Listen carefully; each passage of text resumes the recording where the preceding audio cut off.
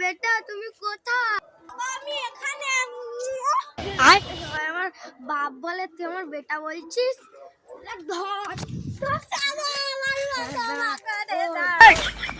কি জন্য ডেকেছিলাম বাবা? 100 টাকা তুই নিবি, 400 টাকা রেশন আনবি, যা। 5 minutes later. শরীর বাচ্চা এখনো আসে না কেন? আর ভাতটা খাওয়া হবে নি?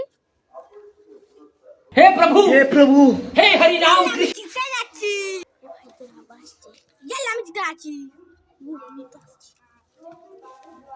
আব্বা এই 500 টাকাটা মাল খাবে, 500 টাকাটা রেশন কিনবে, আর 100 টাকা দিয়ে তুমি আরো মাল খাবে।